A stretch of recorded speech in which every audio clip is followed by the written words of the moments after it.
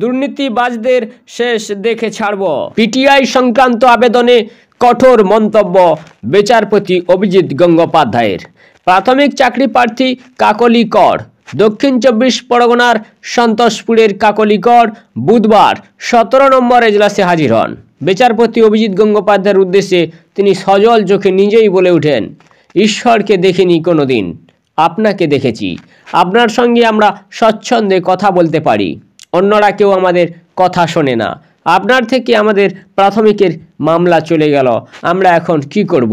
আপনার উপর আমাদের অগাধ ভরসা।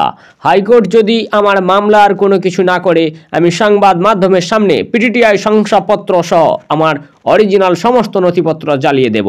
আপনার এজলাসে মামলা ছিল, আমি আপনাকে আমার আবেদন শোনাতে চাই। কাকলি দেবীর এমন আবেদন শুনে বিচারপতি অভিজিৎ গঙ্গোপাধ্যায় বলেন, এই ভুল করবেন না, দরকার হলে নথি জেরক্স করে জ্বালাবেন। আপনার কাগজপত্র পুড়িয়ে দিলে সব লড়াই মিথ্যে হয়ে যাবে, দুর্নীতিবাজরা রেহাই পেয়ে যাবে। আপনি মামলার নম্বর আমার অফিসারকে দিন। আমার কাছে মামলা পাটহাট থাকলে অবশ্যই এটার শেষ দেখে ছাড়ব। প্রসঙ্গত, প্রাথমিক শিক্ষক মামলা বিচারপতি অভিজিৎ গঙ্গোপাধ্যায় থেকে অন্য এজলাসে পাঠানো হয়েছে। বিচারপতি রাজাশেখর মান্থা এখন প্রাথমিক মামলার দায়িত্বে রয়েছেন। হাইকোর্টে এমন এজলাস বদল প্রশাসনিক সিদ্ধান্ত। সেই সিদ্ধান্ত নাপসন্দ অনেক চাকরি প্রার্থীর। তাই চাকরি পেতে সুবিচারের আশায় আজও বিচারপতি অভিজিৎ গঙ্গোপাধ্যায়ের এজলাসে কান্নায় ভেঙে পড়েন চাকরি প্রার্থীরা, বিচার প্রার্থীরা। 2005-এ পিটিআই পাশ করেন কাকলি কর।